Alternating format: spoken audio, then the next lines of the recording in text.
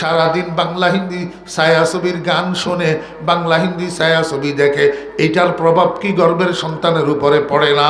আমার ভাইরা, মায়ের তেলাওয়াত শুনিয়া যদি গর্ভের সন্তান কোরআনের হাফেজ হয়, মায়ের টেলিভিশন দেখা, মায়ের গান শোনা, মায়ের সিনেমা দেখা, এগুলার থেকে গর্ভের সন্তান ডজনে ডজনে গানের হাফেজ হয় কিনা বলেন? ও ভাইরা, দোস্ত আবাব, আব্দুল কাদের জিলানী মায়ের মুখের তেলাওয়াত শুনি, মায়ের পেটের ভিতরে কোরআন তেলাওয়াত শিখিয়া, কোরআন শরীফ মুখস্থ করিয়া সারা দুনিয়ায় বাসা পীর পীর হইছে, সারা দুনিয়ায় বাসা বরপীর সাহেব হইছে। আর এই সমস্ত আল্ট্রা মডার্ন এই বেশ্যা মহিলা, যেই মহিলা সন্তান গর্ভের মধ্যে লইয়া ভ্যানিটি ব্যাগ কাঁধে লইয়া বা মার্কেটে মার্কেটে ড্যাং ড্যাং করে, আল্লাহু আকবার, টেলিভিশনের সামনে বসে থাকে, সিনেমা দেখে, গান শুনে, এই মহিলার পেটের ভিতরে এগুলা সন্তানের শিখিয়া তারপরে ভূমিষ্ঠ হয়। আপনারা ইনসাফের সাথে আমাকে বলেন না, এই সন্তান আব্দুল কাদের জিলানী হইব না ডাকাইতের সর্দার হইব? কয় কালের? একটা হইল বাল্যকাল, আর একটা যৌবনকাল। চিনি সারা লাগব।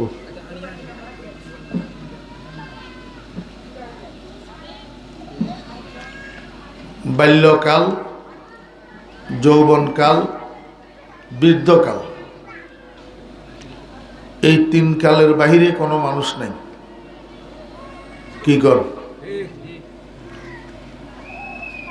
এবারে এইটারে ভাগ করেন, বাল্যকালের সীমানা কদ্দুর?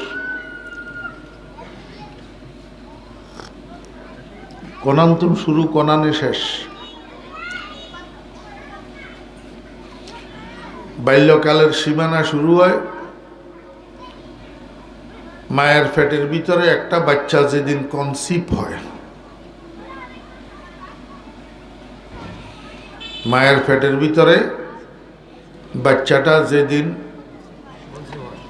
কনসিভ হয়, কনসিভ হয় মানে বুঝছেন, মানে গর্ভধারিত হয় প্রথম দিন, এই দিন থেকে 14 বছর বয়স শেষ হওয়া পর্যন্ত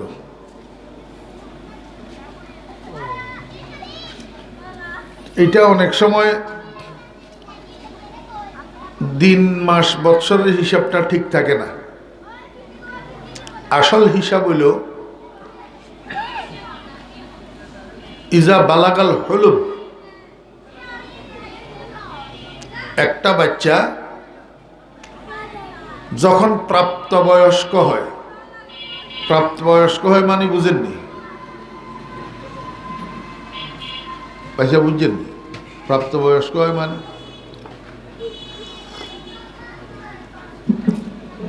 মানে বালেগ হয়, মানে বালেগ হয়। এই বালেগনের আগ পর্যন্ত এটা হইল বাল্যকাল। এবারে যেদিন মানুষ ইয়াই বুঝে যে আমি বালে গেছি, সেই দিনের তুললই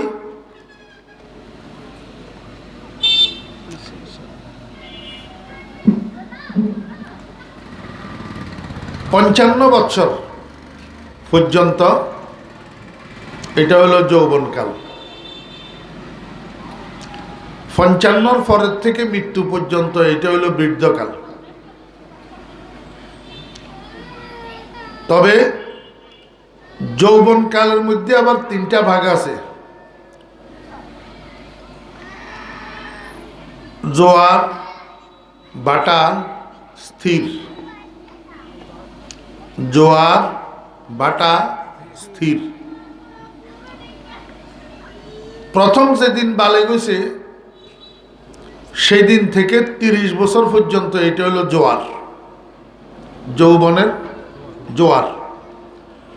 30 থেকে 40 পর্যন্ত এটা হলো স্থির, বাড়েও না কমেও না।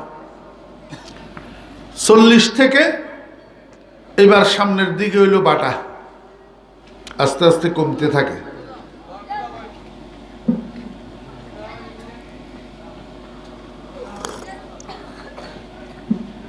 আয়াম নগরে এখন বুঝাইছে আপনারা কোনো মনে মনে করনি কোনো ইয়া হাগল নি কোনো এখন বুঝি ওয়াজ করে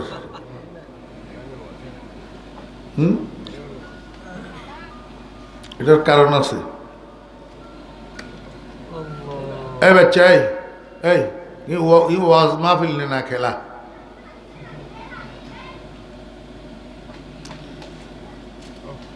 তো হোলাই ন বুঝলেও আপনারা কতক্ষণ হারে বুঝবেন এই ওয়াজটাই করি। আর যার ওয়াজে এটা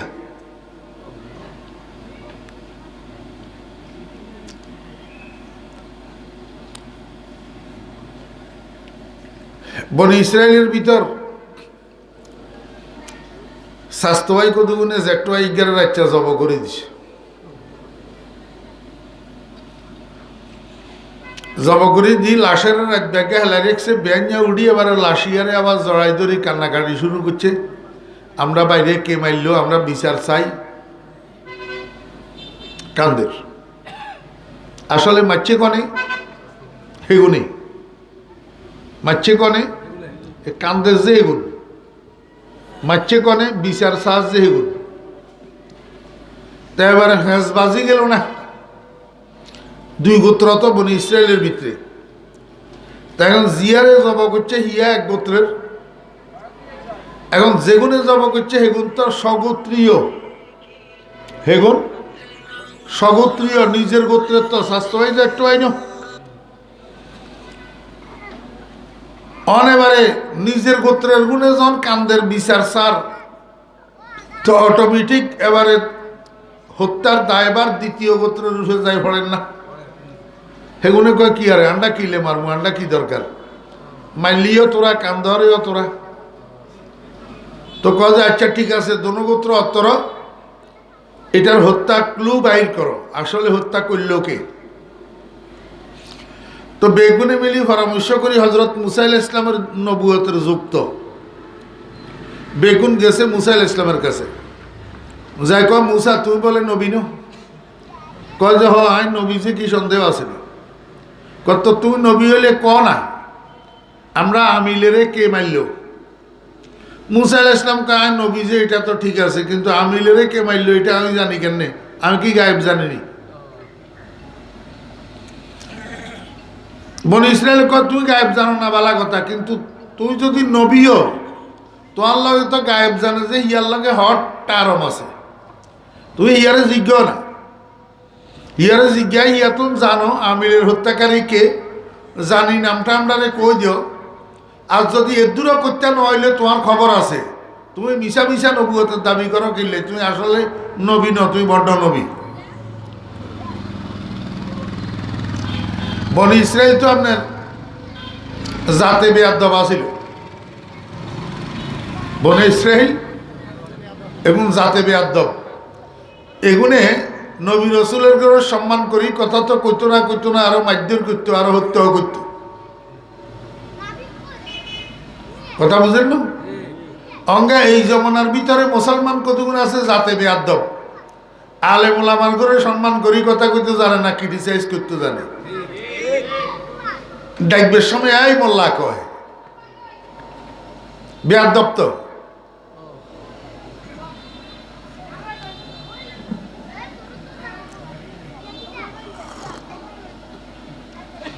মুসা আলাইহিস ইসলাম মনে মনে কয় বনি ইসরায়েল যাওয়ার তুলা পরীক্ষাতে না হেলাইল, তো মোরাকাবাত বইছে, মাথার নিচের দিকে করি, চোখ বন্ধ করি, দিলের দেয়ানেরে আল্লাহর আরশের দিকে করি বই রয়েছে। নবী তো এতটুকু কানেকশন লাগাইতে কি 1 সেকেন্ড লাগেনি? আমরা না কানেকশন লাগতেও চাই না, এতটুকু কানেকশন লাগাইতে 1 সেকেন্ডও লাগে না। নবী তো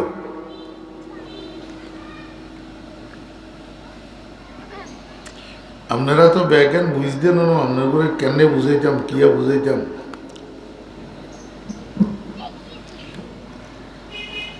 नजर बर गई बेबूदश इंतजारे,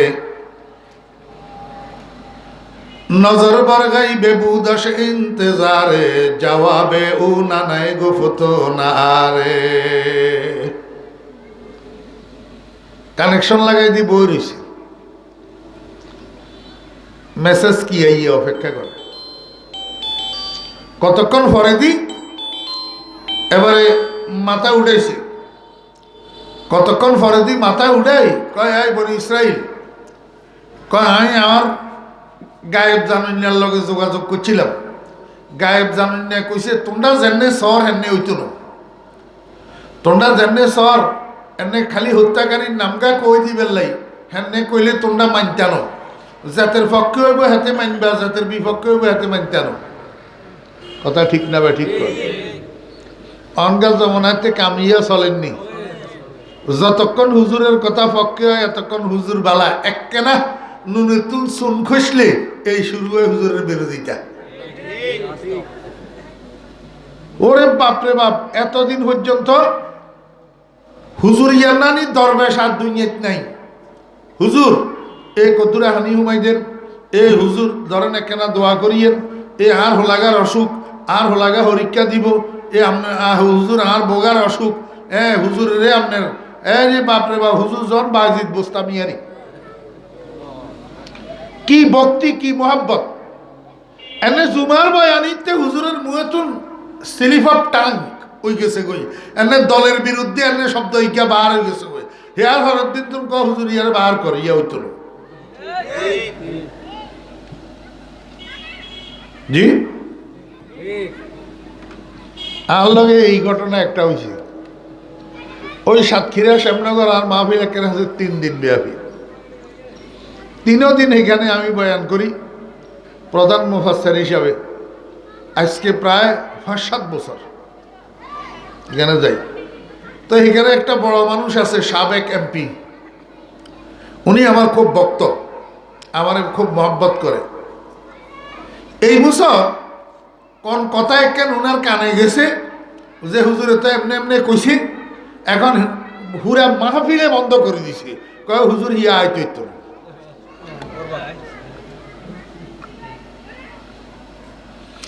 এমনি মহব্বত এমনি কচুয়া তার ফানির মতো টল টল টল টল করে, এককেনা তোর এককেনা স্বার্থের ব্যাস কমাইলে আর মহব্বতের গোষ্ঠীও থাকে না।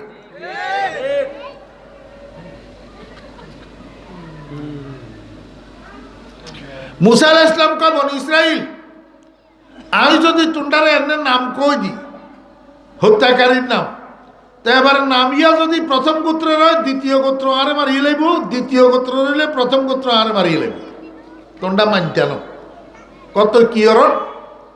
কয় আই আই আলিমুল গাইবের লগে যোগাযোগ করছিলাম, আলিমুল গাইবে কইছে তোমরা ইজ্ঞা গরু জবাই করবে লাই, কিরবে লাই, গরু জবাই করবে লাই। গরুরে আরবিতে কিয়া কয়? বাকারা। আপনার কোরআন শরীফের হইলে সূরার নাম কি? সূরাতুল বাকারা। তো সূরাতুল বাকারা, বাকারা শব্দের অর্থ তো গরুয়ে না, তো গরুর নামে সূরা হইল কা? এই সূরা ইয়ার ভিতরে গরুর একটা ঘটনা আছে, সেই ঘটনার কারণে আল্লাহ পাক পুরা সূরারে গরুর নামে করে দিছে।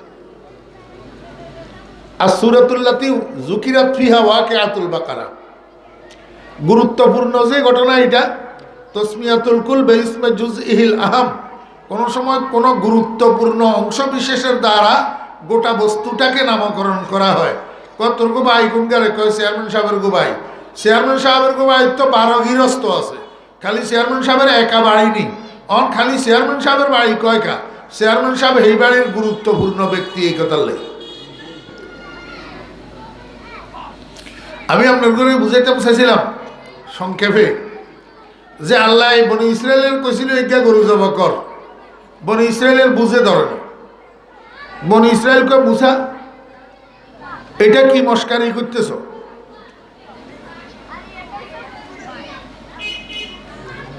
এই দোস্ত, এই শান্তি লাগলো না, শান্তি লাগলো না।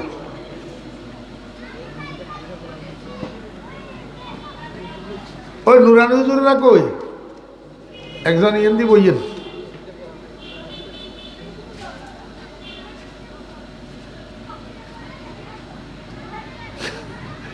তোরা তো আরো কস আপনি ফেনিদা বাতল না কি লে।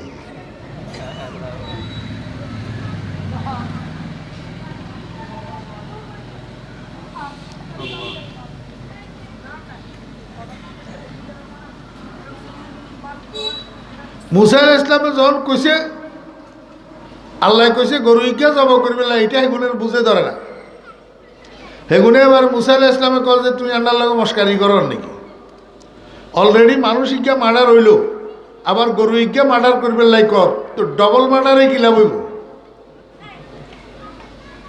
মস্কারি করার নি? মুসা আলাইহিস ইসলাম কয় হাগল মস্কারি তোরা করতে আরস, তোরা মুরুক্ষ, আই কি মুরুক্ষ নে, আই তো প্রথম শ্রেণীর নাগরিক। নবী রসুলেরা এই পৃথিবীর প্রথম শ্রেণীর মানুষ ন, সন্দেহ আছে নি? নবী রসুলে মুসা আলাইহিস ইসলাম আই তো প্রথম শ্রেণীর নাগরিক, আর মতো মানসিক গায়ে ঠাট্টা মস্কারি করা শোভা পায়নি, আই কি মুরুক্ষ নিরে, আমি আল্লাহর কাছে ফানা চাই যেন আল্লাহ মুরুক্ষদের অন্তর্ভুক্ত ন করে। এবারে কয় আচ্ছা মুসা বুঝছি গরু তো জব করন লাগব, এই কোন বয়সের গরু জব করতাম? কোন বয়সের? বাসুর না মধ্যম বয়সের না বুড়া বয়সের? রসুল আকরাম সাল্লাল্লাহু আলাইহি ওয়াসাল্লাম কয় এখন হাগল তো যেই কোনো বয়সের গরু ইজ্ঞা জবাই করে দিলে এগুনের কার্যসিদ্ধি হয়ে যেত। যত প্রশ্ন বাড়াইছে তত কঠিন হয়েছে, যত প্রশ্ন বাড়াইছে তত কি হয়েছে? قال النبي صلى الله عليه وسلم لو ذبحوا أي بقرة شاءوا لأجزأتهم أو كما قال النبي عليه الصلاة والسلام।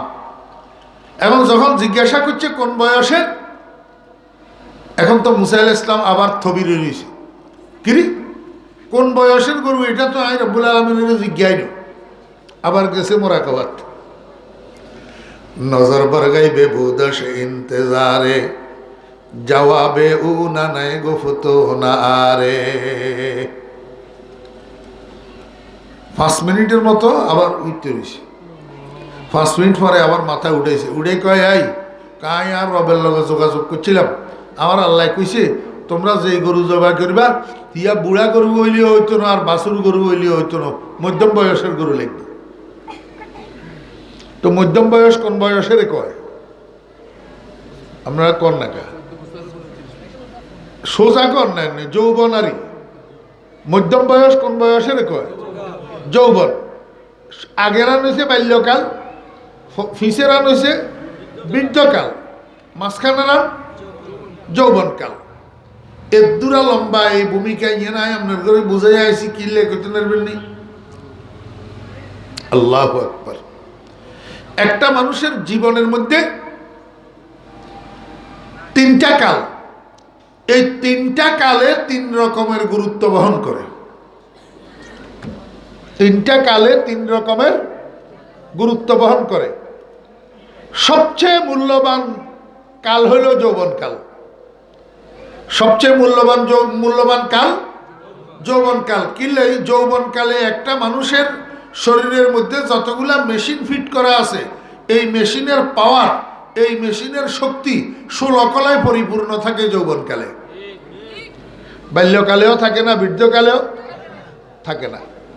এই জন্য যৌবনকালটা কার্যকরী বেশি। এই কথা আল্লাহ বনি ইসরায়েলের গরুর বয়স নির্বাচন করছে যে যৌবনকাল, কারণ এই বাল্যকালের গরু 16 কলায় পরিপূর্ণ না, বৃদ্ধকালের গরু 16 কলায় পরিপূর্ণ না। অতএব এই গরু জবাইয়ের দ্বারাই তোমাদের উদ্দেশ্য হাসিল হবে না, তোমরা উদ্দেশ্য হাসিল করার জন্য যৌবনকালের গরু লাগবে। কথা বুঝছেন না? কিন্তু বাল্যকালেরও একটা গুরুত্ব আছে। বাল্যকালের কি গুরুত্ব?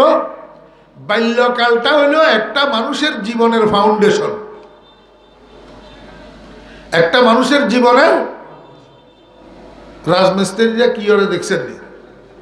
রাজমিস্ত্রিরা হইলা বেশ ডালাই করে, হিটার উপরে শর্ট ফিলার উলায়, শর্ট ফিলারের উপরে গ্রেড বিম ডালাই করে। এবারে গ্রেড বিমের উপরে সর্বপ্রথম পুরা গ্রেড বিম ব্যাগ গাইতে ইটের গাঁথনি ইজ্ঞা করে, একটা গাঁথনি।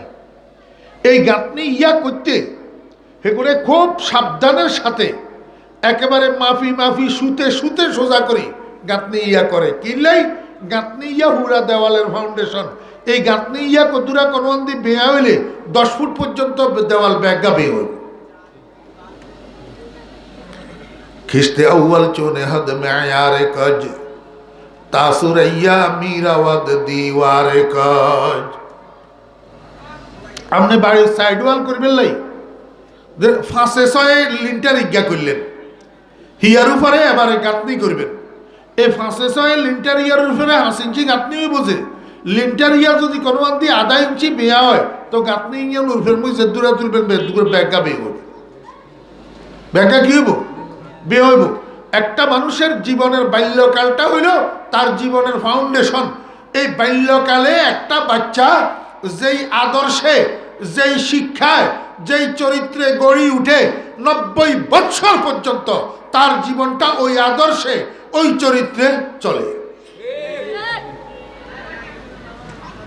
খুব খেয়াল করছেন, এই ফাউন্ডেশনটা শুরু হয় কত। আমি হে কথা আপনার করে বাল্যকালের শুরু কন্ডে শেষ কন্ডে এটা আগাতে বুঝেছি। বাল্যকালের এবার কোন শেষে, বাল্যকালের শুরু কোথায়, শেষ কোথায়? না ন কইতে নাইলে হইতো না, ন কইতে নাইলে অমনোযোগী ছাত্র দিয়ে হরিকে হাস করতো না। বাল্যকালের শুরু কন্তুন যেদিন মায়ের পেটে বাচ্চা এটা কনসিভ হয়েছে, সেদিন তুন শুরু, সেদিন তুন শুরু। আল্লাহু আকবার। ছোট্ট দূরা রিপিট করি, যেদিন কনসিভ হয় সেদিন তুন শুরু হয় না, আর কেনা পরের তুন শুরু হয়। কিলে করতে পারবেন নি? কনসিভ হয়েছে যে কি, এটা তো মা যে বাপের 2 ফোঁটা বীর্য, এটা কনসিভ করছে রেহেমে বাচ্চা দানিয়ে। কনসিভ করার পরে আল্লাহ পাক এই 2 ফোঁটা বীর্যরে মায়ের পেটের মধ্যে 40 দিন পর্যন্ত ঘুরে, 40 দিন পর্যন্ত ডালিউশন করে। 40 দিন পরে এই 2 ফোঁটা বীর্য একটা রক্তের দলায় পরিণত হয়। কিসে? ওয়ালাকাদ খালাকনাল ইনসানা মিন সুলালাতিন মিন তিন সুম্মা জাআলনাহু নুতফাতান ফি ক্বারারিম মাকিন সুম্মা খালাকনান নুতফাতা আলাকাতান সুম্মা খালাকনান নুতফাতা আলাকাতান। 40 দিন পর্যন্ত ঘুরানোর পরে বীর্য 2 ফোঁটা একটা রক্তের জমাট রক্তের দলায় পরিণত হয়। এই জমাট রক্তের দলাইটারে আবার 40 দিন ঘুরে, 40 দিন ঘুরানির পরে এটা একটা গোশতের টুকরায় পরিণত হয়। এই গোশতের টুকরাইটারে আল্লাহ পাক আবার 40 দিন ঘুরায়। ঘুরাইতে ঘুরাইতে গোশতের টুকরাইটা 2টা ভাগ হয়। 2টা কি হয়? ভাগ হয়। এক ভাগ শক্ত হয়ে যায়, আর এক ভাগ গোশতের টুকরা হিসাবে তুলতুল্লা নরম থাকে। যেই ভাগ শক্ত হয়ে যায় এই ভাগের কয় আড্ডি, এই ভাগের কয় কি? আড্ডি। আর যে ভাগ নরম থাকে এটা হলো গোশত। এই আড্ডি এনেরে আর গোশত এনেরে আল্লাহ পাক আবার 40 দিন ঘুরাইতে ঘুরাইতে ঘুরাইতে ঘুরাইতে গোশতের টুকরা ইয়েন রুটির মতো মেলে। আমরা রুটি বানাই যে রুটি বেলন দিয়ে বেলি না, বেলতে বেলতে রুটি ইয়া মেলে না, তো আল্লাহ পাক রেহেমের মধ্যে এটার 40 দিন ঘুরাইতে ঘুরাইতে এটা মেলে। মেলি কি হয় বুঝতে পারবেন নি? মেলি ওই আড্ডি ইঞ্জিনের চতুর্দিকে দিয়ে কভারিং হয়। আড্ডি এটার চতুর্দিকে দিয়ে কি হয়? কভারিং হয়। ধরেন এত আড্ডি একেন, নইলে এত আড্ডি একেন, ইঞ্জিনের চতুর্দিকে দিয়ে আবার আল্লাহ পাক গোস্ত ছড়াই দিছে ঘুরেই। মনোযোগ আসেনি? এই গোস্ত ছড়ানোর পরে এটারে আবার 40 দিন ঘুরায়। এই 40 দিন ঘুরানির ভিতরে এবার আড্ডির রূপে গোস্ত ছড়াইছে যে এই হেটার মধ্যে এককান্দি চোখের আকৃতি, এককান্দি কানের নাকের আকৃতি, এককান্দি কানের আকৃতি, এককান্দি মুখের আকৃতি, এককান্দি হাতের আকৃতি, এককান্দি পাওয়ার আকৃতি, এককান্দি ফ্যাটের আকৃতি, এককান্দি ফিটের আকৃতি, অর্থাৎ মানসিকজ্ঞার আকৃতি হয়ে যায়। মানসিকজ্ঞার কি হয়ে যায়? আকৃতি হয়ে যায়। মানসিকজ্ঞার আকৃতি হওয়ার পরে এবার আল্লাহ পাক রব্বুল আলামিন ফেরেশতাই গিয়া ভাড়ায়। কেউ কয় যে ইয়া অন্য ফেরেশতা, আর কেউ কয় জিবরাইল আলাইহিস সালাম। মোট কথা ফেরেশতা ভাড়ায়। ফেরেশতা এটারে অর্ডার দিয়ে কি করতে পারবেন? আমি বাংলাদেশের ফেনী জেলার মাতিয়ারা গ্রামের অমুকের ফলা অমুকের বউয়ের ফেটের ভিতরে আদম সন্তান ইজ্ঞা বানাইয়ের যে আদম সন্তান ইয়ার যেইডে কবর হইব মরণের পরে হিয়েন্তুন এক সিমটি মাটি লই তুই ওই আব্দুর রহমানের বোর ফেডের ভিতরে এই বাচ্চা ইয়ার নাবির লগে মিশাই দিয়ায়। কারে কয়? ফেরেশতারে। ফেরেশতা ইয়া যায় এই মানুষ ইয়া 70 বছর বাঁচবো না 80 বছর বাঁচবো না 60 বছরে মারা যাবো না 40 বছরে মারা যাবো না 25 বছরে ডাঁডে মোড়ে ইয়াবা খাই মরি যাবো গই, এটা তো আল্লাহ না জানে। যে সময় মরক হাতের জেডে কবর হইব এই কবরের জায়গায় হিয়ে তুন এক সিমটি মাটি লই নাবির লগে মিশাই দিয়ায়। তো ফেরেশতা ইয়া আয় এই মারহেডের ভিতরে বাচ্চাদানের ভিতরে রেহেমের ভিতরে নাবির লগে মাটিরে মিশাই দে। যারে যেই কবরের মাড়ি ফেরেশতায় মারফেডের ভিতরে নাবির লগে মিশাইছে সেই জায়গাতে হাতের দাফন হইব, সেইটি হাতের কবর হইব। হাতের বাপের সাধ্যও নাই কিন্তু লড়বে।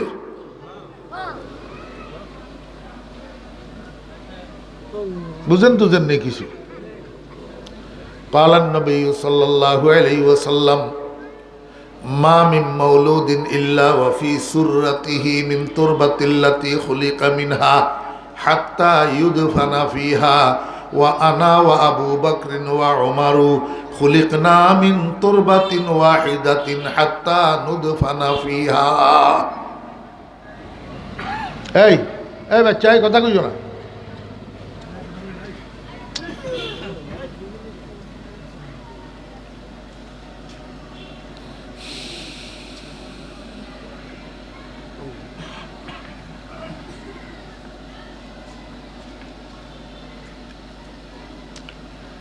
রসুল আকরম সাল্লাল্লাহু আলাইহি ওয়াসাল্লাম এতটুক কই থামেন, আরো সামনের মুঞ্জ কর। কি কর? কয় আমার উম্মতেরা আমার সাহাবীরা এখন তো আমি জিন্দা আছি, তোমরা আমার এন্তেকালের পরে খেয়াল করিও আমি আমার আবু বকর আমার ওমর আমরা তিনজন এক কই মাটির তৈয়ারি, আমরা তিনজন এক জায়গায় দাফন হব। জিন্দা থাকতে কই গেছে? বুঝি থাকলে কনসেন্ট শেষে এটা বাস্তবায়ন হয়েছে না হয় না? অন আবু বকর ওমরের কবর কন্ডে রসুলের এক জায়গাত ন এই কথাটা জিন্দা থাকতে রাসূলুল্লাহ সাল্লাল্লাহু আলাইহি ওয়াসাল্লাম কি ইচ্ছে বলি গেছে। ওয়া আনা ওয়া আবু বকর ওয়া উমারু খুলিকনা মিন তুরবাতিন ওয়াহিদাতিন হাত্তা নুদফানা ফিহা। আল্লাহু আকবার। এবার শুনেন, এবার মানুষিয়ার আকৃতি তৈয়ার হয়েছে নি? অন মানুষিয়ার নাভির ভিতরে মাড়ি মিশাই দিছে যে এর দ্বারায় মানুষিয়া কিয়ের তৈয়ারি হইল? মাটির তৈয়ারি। এতক্ষণ আসিল কিয়ের তৈয়ারি? বীর্যের তৈয়ারি। এখন বীর্যের লগে মাটি মিক্স হয়েছে নি? ঠিক তাল্লাই মাটির আদম কয় মাটির তৈয়ারি আমরা কিলে কয় এই কথাল্লাই। আল্লাহু আকবার। কবরস্থানে মুদ্রার কবরে মাটি দিবের সময় দোয়া ইজ্ঞা হয়নি। কি দোয়া কমছে? মিনহা খালাকনাকুম ওয়া ফিহা নুঈদুকুম ওয়া মিনহা নুখরিজুকুম তারাতান উখরা। ও দুনিয়ার জিন্দা মানুষেরা তোমরা দেখো, যেই মানুষটারে আমরা এখন দাফন করতেছি, যেই মানুষটার কবরে মাটি দিতেছি, এই কবর ইয়ার মাটি দিয়ে মানুষ ইয়ারে বানানি হয়েছিল। যেই কবরের মাটির থেকে তার উৎপত্তি, সেই কবরের মাটিতে আবার বিনাশ। এই মানুষিয়ার অস্তিত্ব মাটি এটার মধ্যে একসময় নিশ্চিহ্ন আছিল। ইয়ান্তুন আল্লাহ পাক রব্বুল আলামিন মাটি মানুষের অস্তিত্ব দিছে, আবার মানুষের অস্তিত্ব এই মাটি এটার মধ্যে ফসি গলি মিশি যাব। কথা বুঝছেন না? বুঝেন না?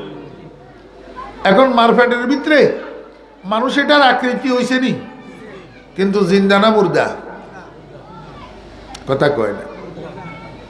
জিন্দা না মুর্দা? বুঝি কর। জিন্দা না মুর্দা? এখনো পর্যন্ত মুর্দা। এখনো পর্যন্ত মুর্দা। এই কথার লাই তো আল্লাহ পাক রব্বুল আলামিন কি কইছে? আল্লাযী খালাকাল মাউতা ওয়াল হায়াতা, আল্লাযী খালাকাল মাউতা ওয়াল হায়াতা লিয়াবলুয়াকুম আইয়ুকুম আহসানু আমালা। আল্লাহ পাক রব্বুল আলামিন কইছে যে আল্লাহ মৌত বানাইছে আর হায়াত বানাইছে। হায়াতের কথা কইছে পরে, মৌতের কথা কইছে আগে। কেয়া এই মানুষটা মারফেটের ভিতরে আগে মরা তারপরে জিন্দা, আগে মরা তারপরে জিন্দা, আগে মৌত। আমরা তো দেখি যে আগে আগে হায়াত তারপরে মৌত, না, আগে মৌত তারপরে মাঝখানে হায়াত আবার মৌত, আবার মৌত। এখন যখন মায়ের পেটের মধ্যে মানুষ এটার দৈহিক আকৃতি হয়েছে, আল্লাহ পাক রব্বুল আলামিন কয় সুম্মা আনশানাহু খালকান আখার, সেখানে আমি আরেকটা জিনিস বানাইছি, সেটার নাম হলো রুহু। সেটার নাম কি? রুহু। এই যে ঘুরাইলো ঘুরাইলো ঘুরাইলো, ৪৫ ঘুরাইলো, খেয়াল করছেন নি? গুনছেন নি? ৪৭। ৪৫ ৪৭-এ কদিন? ১০০। ৪৩-এ ১২০, ৪৭-এ ১৬০।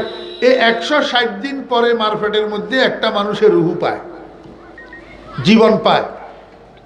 এই দিন এতুন এবারে মারফেট দিতে বাচ্চা লড়াছড়া শুরু করে।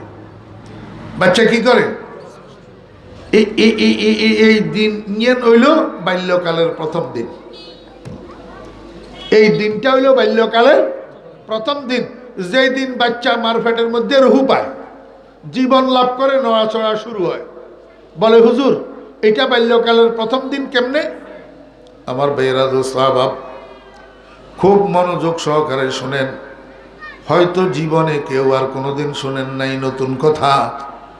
এই দিন থেকে সামনের দিকে যতদিন বাচ্চা মায়ের পেটে থাকে, এই অবস্থায় মা বাপ দুজন ঘরের মধ্যে যাহা কিছু বলে, যাহা কিছু শুনে, যাহা কিছু করে, যাহা কিছু খায়, এটার একটা প্রভাব গর্ভের সন্তানের উপর পড়ে।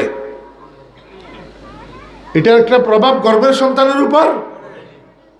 গর্ভের মধ্যে সন্তান লইয়া মা যদি মিষ্টি বেশি খায়, ভূমিষ্ঠ হওয়ার পরে পার্থিব জীবনে এই সন্তান মিষ্টি প্রিয় হয়। গর্ভের মধ্যে সন্তান লইয়া মা যদি জাল বেশি খায়, ভূমিষ্ঠ হওয়ার পরে এই সন্তান জাল প্রিয় হয়।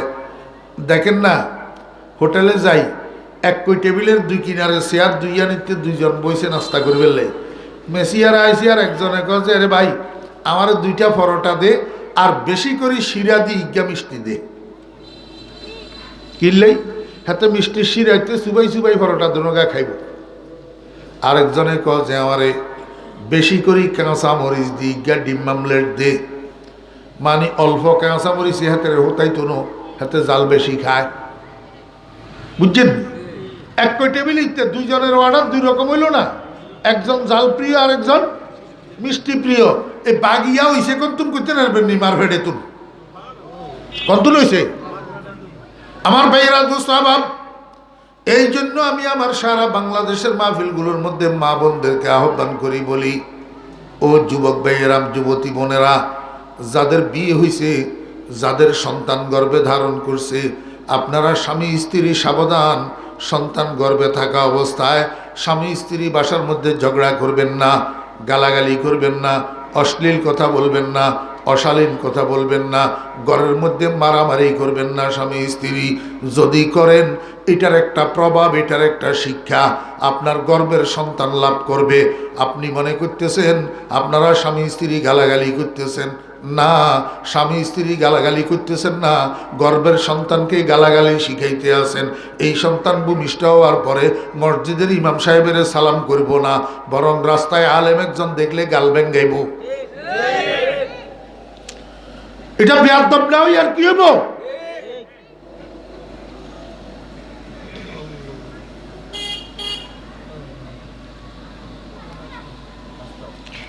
আব্দুল কাদের জিলানী রহমতুল্লাহ আলাইহির নাম শুনছেন নি? ওরে বাপরে বাপরে বাপ, আল্লাহ কি বানাইছিল আব্দুল কাদের জিলানী রহমতুল্লাহ আলাইহি, বরপির সাহেব রহমতুল্লাহ আলাইহি কি দাবি করে কইতে পারবেন নি?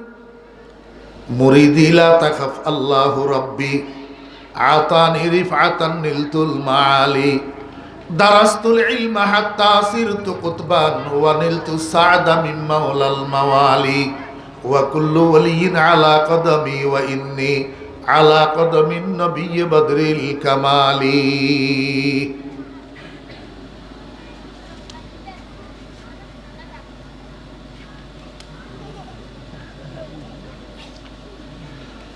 আস্তাগফিরুল্লাহ। হেগুনের দোষ নাই তো। ওই যে সূচনাতুন যে তালিম যেটা হয়েছে, সূচনাতুন তালিম যেটা হয়েছে, কথা বুঝেন না? দুনিয়ার ভিতরে কেউ চায়নি আর হোলাগা সৌরভ, কোনো বাপে চায়? হেতে হারা জীবন ব্যাগা বাসে বাসে পকেট মারে। হেতেরে যদি জিজ্ঞান তোর হোলাগা তোর মতো পকেট মারি হোক, তুই সস নি কইব না, ঠিক না ভাই? ঠিক কর। আমার বেহরা দোস্ত আবাব হেতে মদ পানে অভ্যস্ত, মদ খাই টালই থাকে। হেতেরে যদি জিজ্ঞান তোর হোলাটা তোর মতো এরকম মদ দিও, তুই সস নি কইব না, আমি চাই না। আমি হাতে সিংসুর, গ্রামে গ্রামে সিং দি সিং কাটি চুরি করে। হাতেরে যদি কন তোর হোলাটা তোর মতো সিংসুর হোক, তুই সস নি কব চাই না। আমার বেহরা দোস্ত আবাব কোনো সন্ত্রাসী নিজের হোলা সন্ত্রাসী হোক চায় না, কোনো হাইজেকারে নিজের হোলা হাইজেকার হোক চায় না, কোনো ডাকাইতে নিজের হোলা ডাকাইতে হোক চায় না, কোনো চরিত্রহীন বদমাস লুচ্ছা হাতে অন্যের মেয়ের দিকে তাকায়, অন্যের ঘরে যাইয়া ঢুকে বদমাইশের খেয়ালে। এতেরে যদি কন তোর হোলাটা তোর মতো বদমাইশ হোক, হাতে কব নাউজুবিল্লাহ, আমার হোলা ইচ্ছা নক, ঠিক না ভাই? ঠিক কর। ওমা চায় না তো কেউ সন্তান নষ্ট হোক, কিন্তু নষ্ট হওয়ার নেই। হ্যাঁ, অহরহ নষ্ট হইতেছে। কারা নষ্ট করতেছে? এই সন্তান। অদুস্থ একটা মানুষের একটা সন্তান তার কলিজার টুকরা, একটা মানুষের একটা সন্তান তার নয়নের মণি। প্রত্যেক বাপ, শিক্ষিত অশিক্ষিত, লেবার কুলি দিনমজুর, সবাই চায় যে আমার ছেলেটা নক্ষত্রের মতো সমাজের আকাশে জলমল জলমল করুক, আমার ছেলের দ্বারা আমার মুখটা উজ্জ্বল হোক। এটা সব মা বাপে চায়, কিন্তু হয় না। কারণটা কি? এই সন্তান নষ্ট করে কনে।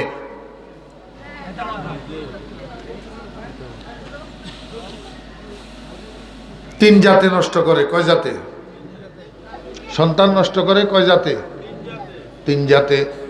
প্রাথমিক স্টেজে, প্রথম দাফে সন্তান নষ্ট করে মা বাপে। সন্তান নষ্ট করে একটা একটা করে বুঝাম সময় থাকলে। দ্বিতীয় দাফে সন্তান নষ্ট করে স্বার্থলোভী শিক্ষকে। স্বার্থলোভী শিক্ষক। আমার বেহরা দোস্ত আবাব তৃতীয় দাফে লাস্ট স্টেপে যাইয়া সন্তান নষ্ট করে দুর্নীতিবাজ পলিটিক্যাল লিডার। দুর্নীতিবাজ পলিটিক্যাল লিডার, এই তিন জাতে সন্তান নষ্ট করে। তো অন্য দোষ দিমু পরে, শিক্ষকের দোষও পরে দিমু, রাজনৈতিক নেতার দোষও পরে দিমু, আগে নিজের দোষ দিই। আমার সন্তান আমি নষ্ট করি, আমার সন্তান আমি নষ্ট করি। কেমনে আমি নষ্ট করি? এক নম্বরে আমার বেহরা দোস্ত আবাব, সন্তান তার মার পেটের ভিতর, সন্তান তার মার গর্ভের মধ্যে। এখন মা বাপ দুজনের ঘরের মধ্যে কিলাকিলি আর মারামারি, গালাগালি আর হুলাহুলি, ঝগড়াঝাটি, অশ্লীল অশালীন কথাবার্তা, এগুলা তো সর্বপ্রথম মা বাপের থেকে গর্ভের সন্তানে শিখে। গর্ভের সন্তানে। তার প্রমাণ আব্দুল কাদের জিলানী রহমতুল্লাহ আলাইহির বয়স যখন 5 বছর, উনার আম্মা উনাকে নিয়ে গেছেন একটা হাফেজিয়া মাদ্রাসায়। হাফেজিয়া মাদ্রাসায় নিয়ে হাফেজ শাহজুর, এই যে আমার ছেলেটা নাম আব্দুল কাদের, বয়স 5 বছর পুরা হয়েছে, এখনো পর্যন্ত আমি কোনো শিক্ষকের সামনে বসাই নাই, কোনো শিক্ষা প্রতিষ্ঠানে ভর্তি করি নাই। আমি সর্বপ্রথম আমার কলিজার টুকরার সন্তানটাকে আপনার কাছে নিয়ে আসছি, কারণ আমার আরজু, আমার দিলের কামনা।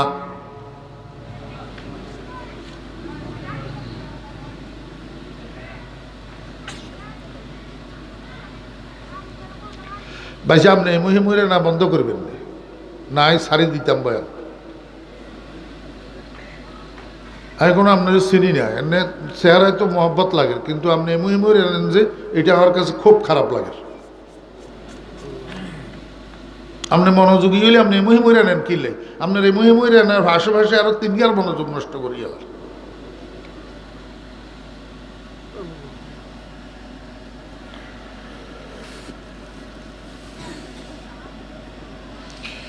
আমি কন্তুন কন্ডে যাইয়ের কন্তুন কন্ডে আইয়ের আমার শরীরের কি অবস্থা আপনারা কেউ জানেন না।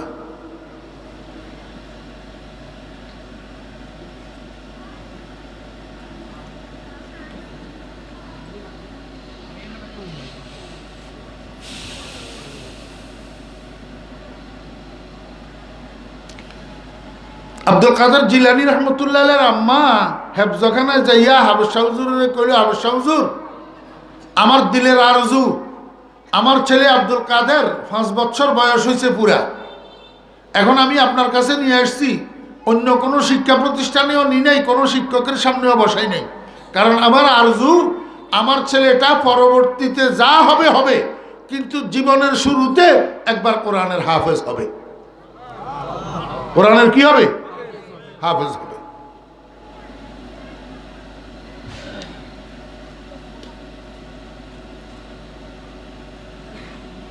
আমাদের কাছে এরকম সন্তান নাই?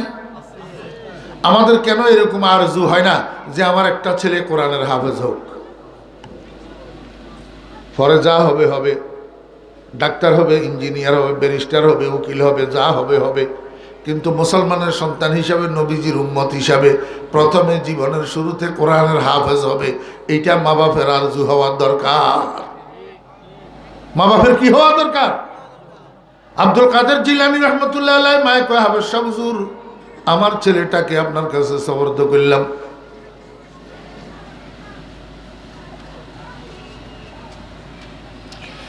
ভাইসা আপনি ইয়ারে লই কিনলে আইছেন ওয়াজের মাহফিলে, ওয়াজ শুনে বেলা ইয়া ওয়াজ শুনবো কন?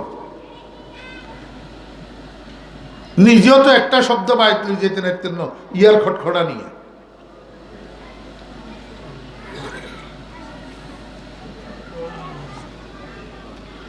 রং তামাশা বানাই লাইছি আমরা বিজ্ঞানের। আর যদি কন্টাক্টের বক্তা হইতাম তো উর্মুরে নিয়ে চিল্লাই কতক্ষণ ছাড়ি দিয়ে যেতাম বই।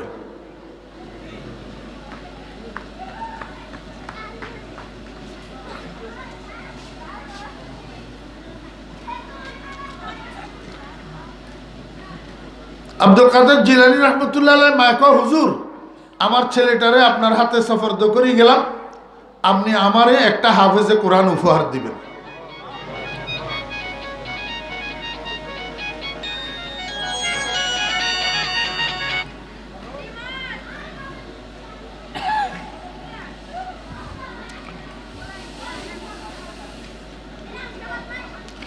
আব্দুল কাদের জিলানী রহমতুল্লাহ আলাইহির মা তো চলে গেছে।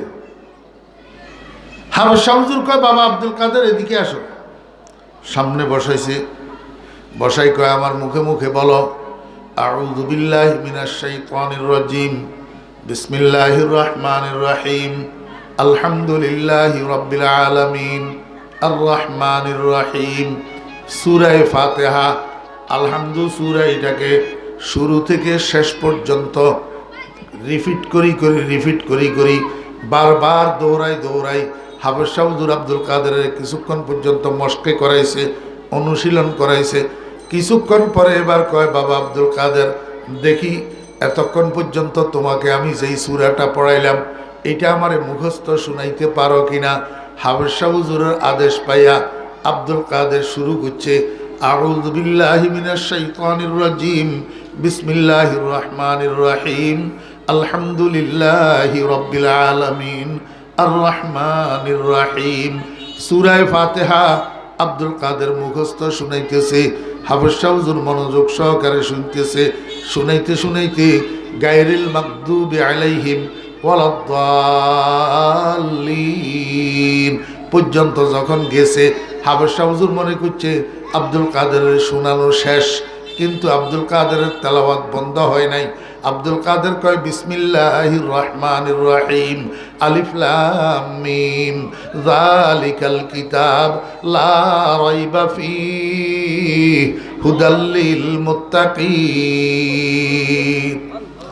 সূরা ফাতিহার তেলাওয়াত শেষ করি আব্দুল কাদের যখন সূরা বাকারার শুরু থেকে তেলাওয়াত শুরু করছে, হাফেজ শাহ হুজুর তো অবাক হইয়া রয়েছে, অবাক দৃষ্টিতে তাকাই রয়েছে। ও মাইটা কি কারবার?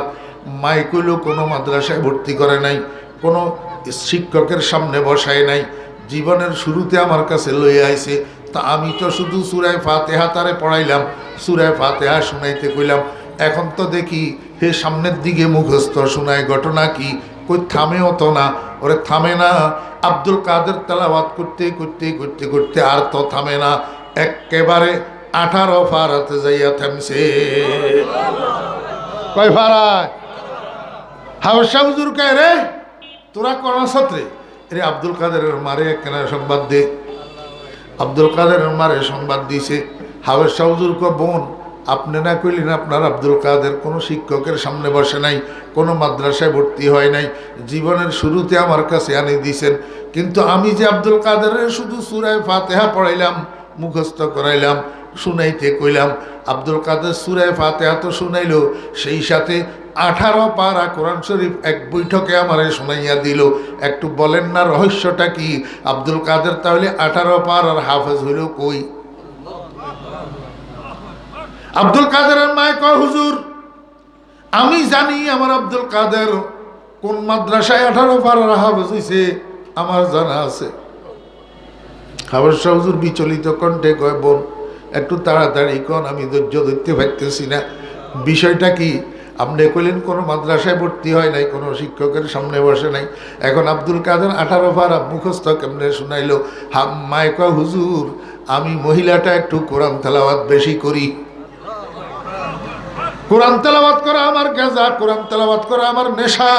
যেই দিন আমি আমার নেশাব পরিমাণ কোরআন তেলাওয়াত করি না সেই দিন আমার খানা হজম হয় না। যেই দিন আমি আমার নেশাব পরিমাণ কোরআন তেলাওয়াত করি না সেই দিন রাত্রে আমার 2 চোখে ঘুম আসে না। বিশেষ করি আমার আব্দুল কাদের যখন আমার গর্ভে ধারিত ছিল আমি তখন তেলাওয়াতের উপরে আরো গুরুত্ব দিয়েছি। একটু অবসর সময় পাইলেই ওযু করি, কোরআন শরীফ খুলি বসতাম, কোরআন শরীফ তেলাওয়াত করতাম। আমি তো জানি আমার আব্দুল কাদের আমার পেটে থাকা অবস্থায় আমার মুখের তেলাওয়াত শুনিয়া শুনিয়া আমার পেটের ভিতরেই 18 পারার হাফেজ হইয়া গেছে। আব্দুল কাদের জিলানী রহমাতুল্লাহ আলাইহির জীবনের ভিতরে লিখছে। আমার ভাইরা দুস্তাবাব, আমি আপনাদেরকে জিজ্ঞেস করব, যদি মার কাজের, মার কথার, মার খাওয়া দাওয়ার প্রভাব গর্ভের সন্তানের উপরে না পড়ে তাহলে আব্দুল কাদের জিলানী রহমতুল্লাহ আলাইহির মায়ের তেলাওয়াতের প্রভাব গর্ভের সন্তানের উপরে কেমনে পড়লো? আব্দুল কাদের মায়ের পেটের ভিতরে মায়ের তেলাওয়াত শুনিয়া শুনিয়া 18 পারার হাফেজ কেমনে হইল?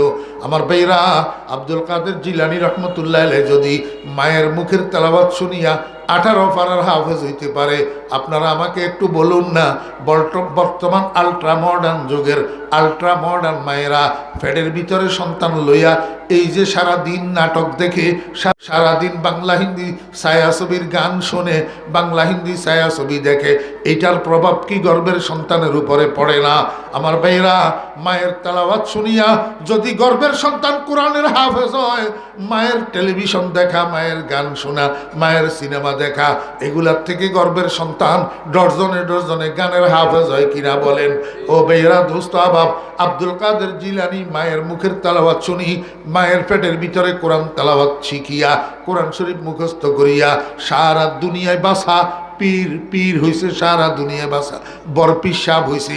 আর এই সমস্ত আলট্রা মডার্ন এই বেশ্যা মহিলা, যেই মহিলা সন্তান গর্ভের মধ্যে লইয়া ভ্যানিটি ব্যাগ কাঁধে লইয়া বা মার্কেটে মার্কেটে ড্যাং ড্যাং করে, আল্লাহু আকবার, টেলিভিশনের সামনে বসে থাকে, সিনেমা দেখে, গান শুনে, এই মহিলার পেটের ভিতরে এগুলা সন্তানের শিখিয়া তারপরে ভূমিষ্ঠ হয়। আপনারা ইনসাফের সাথে আমাকে বলেন না, এই সন্তান আব্দুল কাদের জিলানী হইব না ডাকাইতের সর্দার হইব? এটা সন্ত্রাসী না হই আর কি হইব? এবার সন্তান নষ্ট করলেও কনে, মা বাপে নষ্ট করছে না। আমার ভাইরা দোস্তাবাব, এই সন্তান তো ভূমিষ্ঠ হইল। আল্লাহর হাবিব জনাব রাসূলুল্লাহ সাল্লাল্লাহু আলাইহি ওয়াসাল্লাম কয়, উম্মত তোমার সন্তান যখন ভূমিষ্ঠ হবে তুমি আব্বার দায়িত্ব, তুমি আব্বার কর্তব্য কি করবা? সর্বপ্রথম ডাইন কানে আজান লাগাও, বাম কানে একামত লাগাও। কেমনে কেমনে?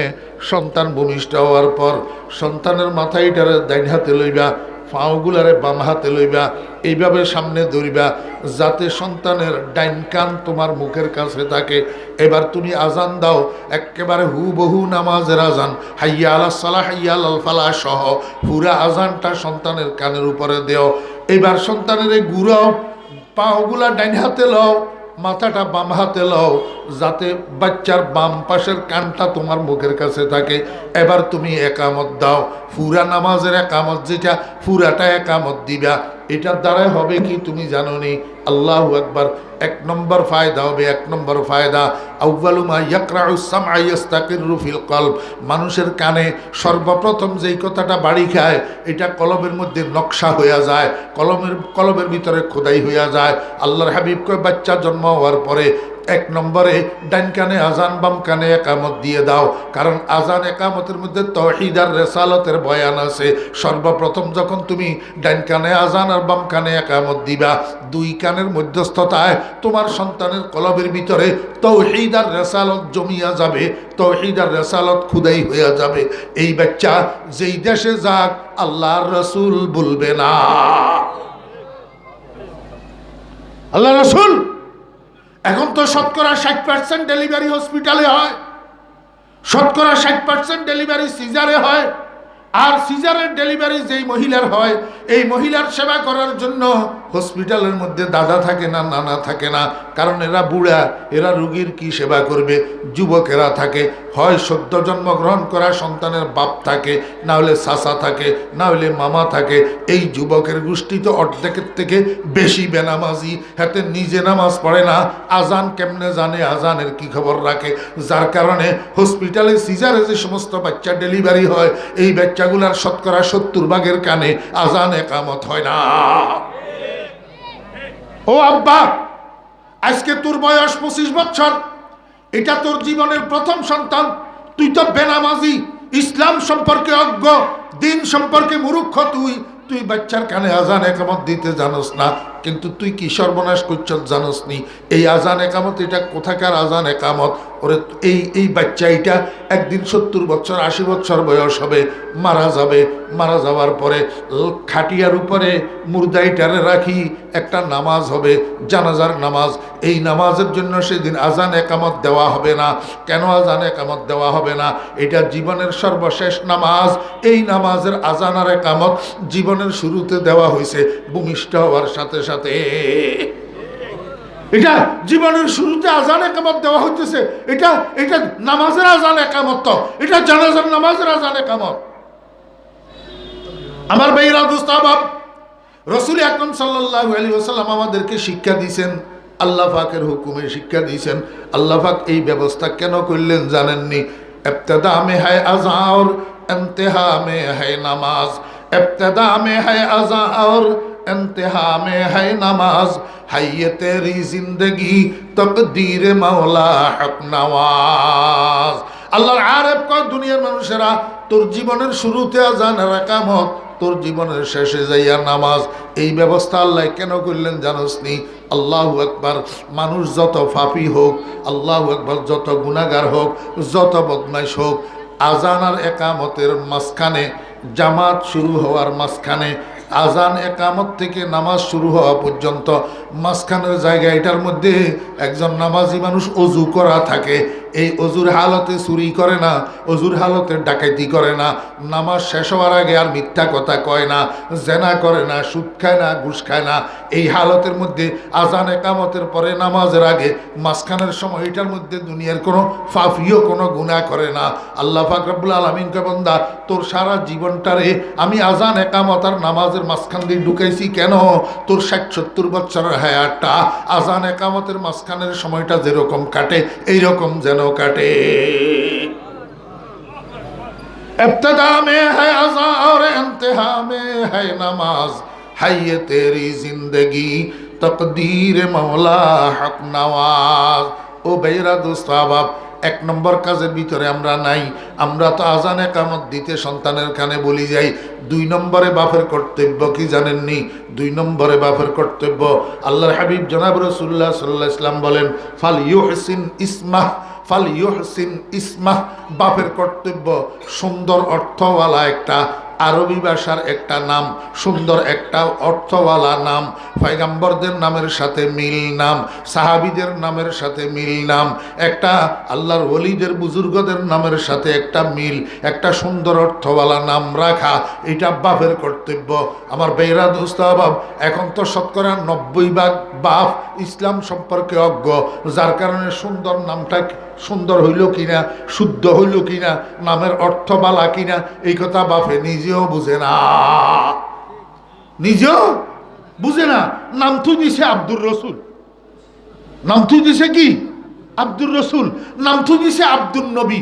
হাতে বুঝে না যে আব্দুল মানি গোলাম, নবী মানি নবী, তো আব্দুল নবী মানি নবীর গোলাম, আব্দুর রসুল মানি রসুলের গোলাম। হাতে বুঝে না যে দুনিয়ার কোন মুসলমান একমাত্র আল্লাহর ছাড়া আর কারো গোলাম হইতে পারে না।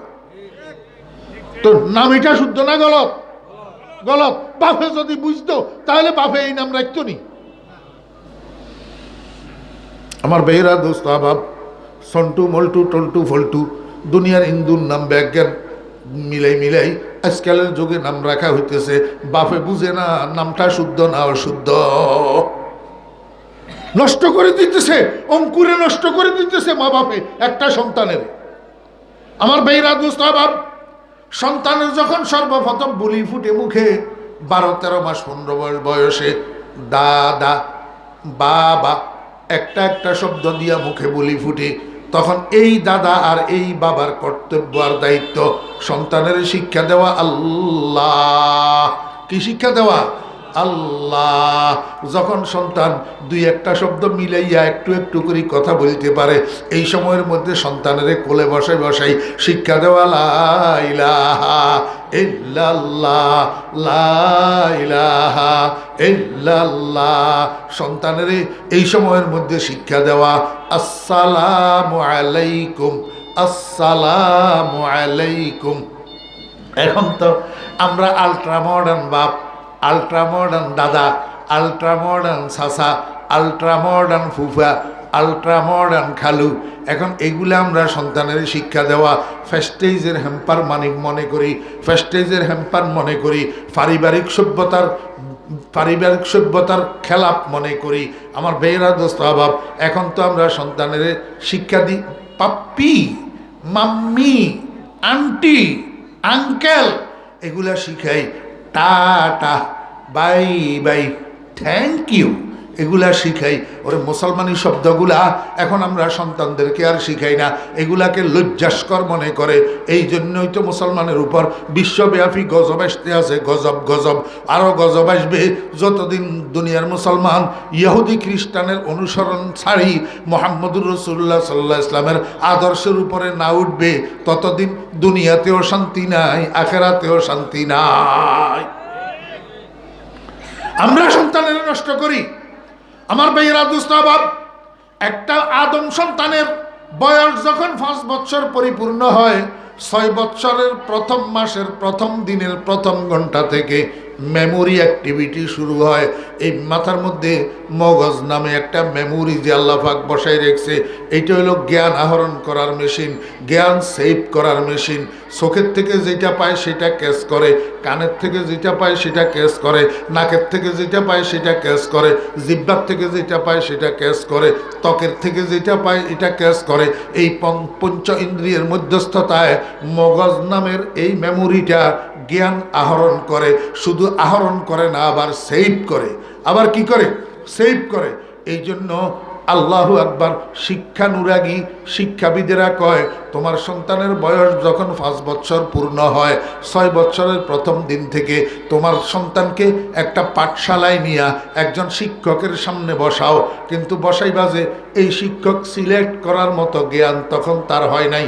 তুমি কি ভদ্র শিক্ষকের সামনে বসাইতেছ না চোর শিক্ষকের কাছে বসাইতেছ, এটা বুঝার মতো, এটার প্রতিবাদ করার মতো, সিলেক্ট করার মতো ক্ষমতা তোমার সন্তানের এখন হয় নাই। এটা সম্পূর্ণ দায়িত্ব বাপের। তুমি কি চোরের সামনে বসাইবা না চরিত্রবানের সামনে বসাইবা, তুমি আব্বার কাজ। এটা তুমি আব্বার কাজ। তোমার সন্তান জীবনের শুরু থেকে শিক্ষক মহোদয় হলো গুরুজন, গুরুজনের কাছে যেটা পাবে সেটা শিখবে। দোস্ত আহবাব, একজন শিক্ষক গুরুজনের দায়িত্ব বাহ্যিকভাবে একটা ছাত্রকে আক্ষরিক জ্ঞানে অগ্রগামী করা, ঠিক সাথে সাথে একজন শিক্ষক গুরুজনের দায়িত্ব একটা ছাত্রকে চারিত্রিক জ্ঞানে অগ্রগামী করা। একটা শিক্ষক যেমনভাবে আক্ষরিক শিক্ষা দিবে, তেমনিভাবে একজন শিক্ষক একটা ছাত্রকে শিষ্টাচার শিক্ষা দিবে। এই শিষ্টাচার শিক্ষা দিতে জানে না, শুধু আক্ষরিক শিক্ষা দিতে জানে, এমন শিক্ষক শিক্ষক হওয়ার উপযুক্ত না। এমন শিক্ষকের সামনে তুমি তোমার কলিজার টুকরা সন্তানটাকে বসাইয়া দেওয়া মানে সেটাকে নষ্ট করে দেওয়া। সেটাকে কি করে যাওয়া, নষ্ট করে দেওয়া। এর চেয়ে বেশি আর চোখে আঙ্গুল দিয়া বলা যাবে না, এর চেয়ে বেশি চোখে আঙ্গুল দিই বলা যাবে না। আমি আপনাদেরকে যেই কথাটা বুঝাইতে চেয়েছিলাম সেই কথাটা হলো, একটা জাতির যদি কেউ উন্নতি চায় তো ওই জাতির বাল্যকালের যে আদম সন্তানগুলো আছে এগুলার দিকে আপনাকে খেয়াল করতে হবে। এগুলার যদি আপনি ভালো করে গড়ে তুলতে পারেন আপনার জাতি পরিবর্তন হয়ে যাবে। এগুলাকে যদি নষ্ট করে দিতে পারেন আপনার জাতিটা নষ্ট হয়ে যাবে। এই জন্য ইহুদি খ্রিস্টানরা চক্রান্ত করতেছে, দেখতেছেন আমাদের কচি কাঁচা সন্তানগুলার সিলেবাসের মধ্যে উল্টাপাল্টা জিনিস ঢুকাইয়া দিতেছে, যেন আমাদের বাল্যকালের আদম সন্তানগুলা নষ্ট হইয়া উপরের দিকে উঠে আর আমাদের সমাজ ব্যবস্থাটা যেন নষ্ট হইয়া যায়। আল্লাহ পাক আমাদেরকে বুঝার এবং মানার তৌফিক দান করেন। ওয়া আখিরু দাওয়ানা আনিল হামদুলিল্লাহি রাব্বিল আলামিন। আসসালামু আলাইকুম ওয়া রাহমাতুল্লাহ।